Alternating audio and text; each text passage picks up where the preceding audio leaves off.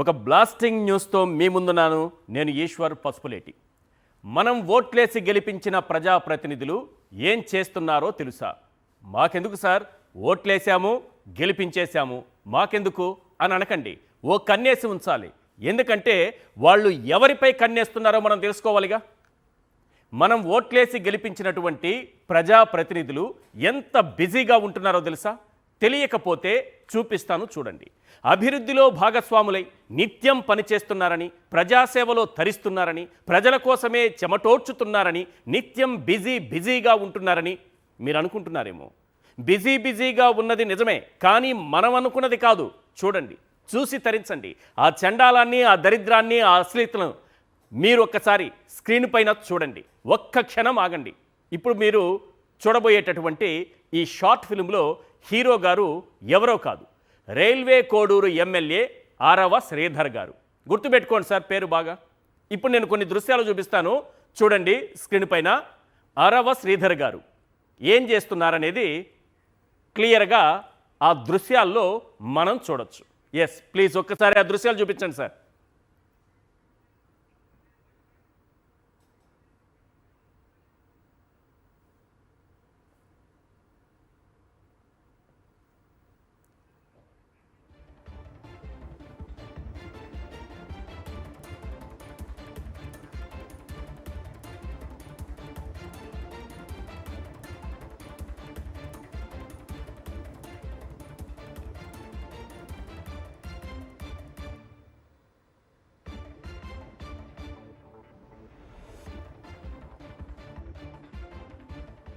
ఆరవ శ్రీధర్ గారు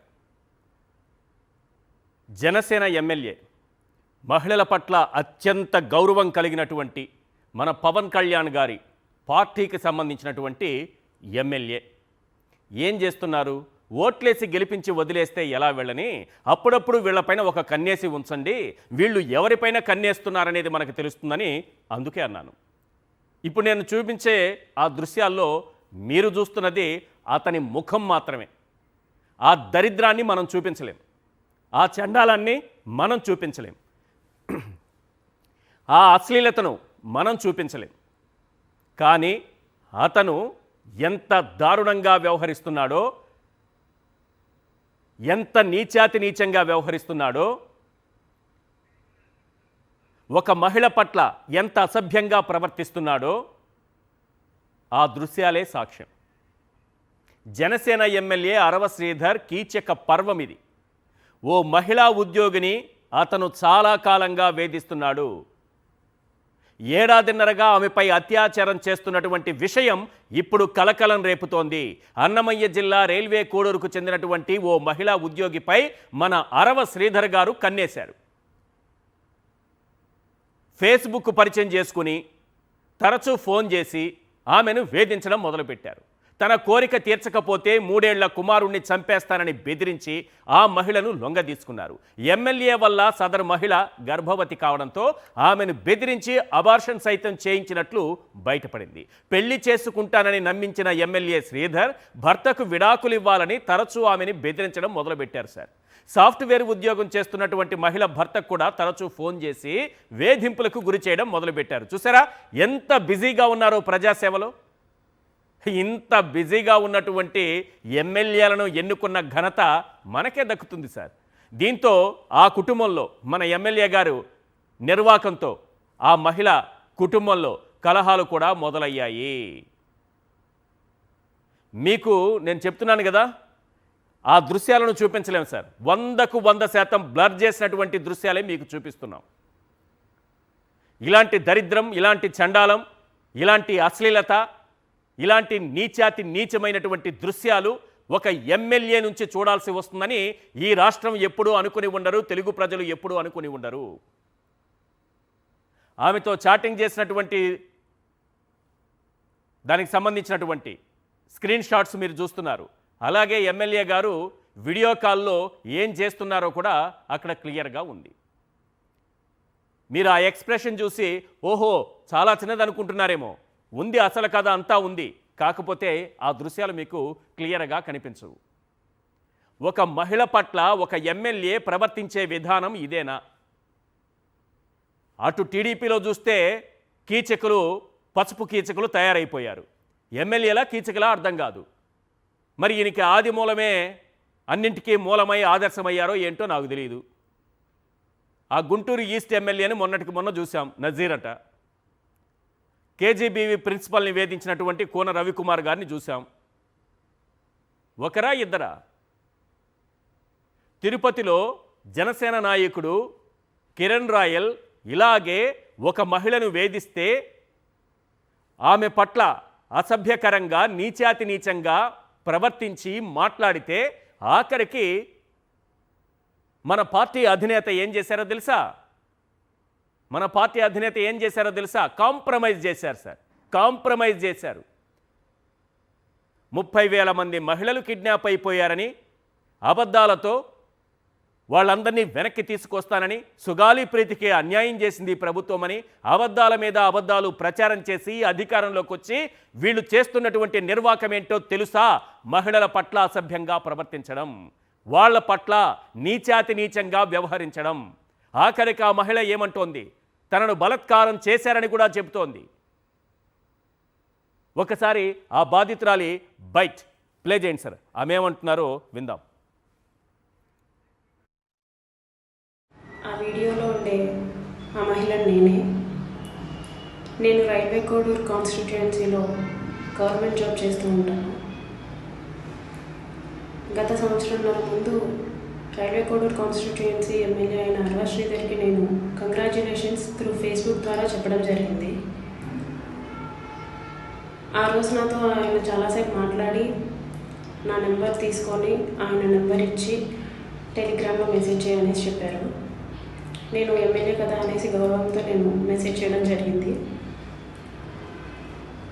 నా గురించి మొత్తం తెలుసుకున్నారు. నా పర్సనల్ డీటెయిల్స్ అన్నీ తెలుసుకున్నారు. నాకు ఎవరెవరు ఉంటారు, నేను ఎక్కడ ఉంటాను, నా ఇల్లు ఎక్కడ, నాతో ఎంతమంది ఉంటారు, ఇవన్నీ తెలుసుకోవడం జరిగింది. నాకు బేసిక్గా అమ్మ నాన్న లేరు. నా భర్త ఇన్ఫోసిస్లో పనిచేస్తారు హైదరాబాద్లో. కాబట్టి నాతో దూరంగా ఉంటూ వచ్చేవారు. నాకు ఒక బాబు ఉన్నాడు, 3 సంవత్సరాలు. ఇవన్నీ నేను నా వైవాహిక జీవితం ఇలా ఉంది, నాకు అమ్మ నాన్న లేరు అని చెప్పుకుంటూ వచ్చాను. అదంతా తెలుసుకున్నారు.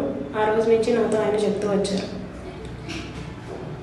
నువ్వు ఇలాగా బాధపడద్దు, నీకెవరు లేరు అనేసి అనుకోవద్దు, నీకు నేనున్నాను, నువ్వేం ఉంటారు కాదు, నీకు ఎటువంటి సిచ్యువేషన్లో అయినా సరే నేను ఉంటాను నీకు అని చెప్పేసి నాకు ఇలాంటి హామీలు ఇస్తూ వచ్చారు.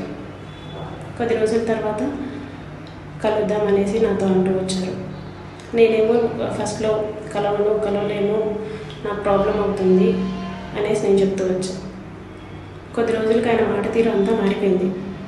నన్ను బెదిరిస్తూ వచ్చారు, నువ్వు ఇప్పుడు కలుస్తావా లేదా, ఇది నా కోడూరు, నా కాన్స్టిట్యుయెన్సీ, నేను ఏమైనా చేయగలను, నీదొక చిన్న ఉద్యోగం అని చెప్పి నన్ను భయపెడుతూ వచ్చారు.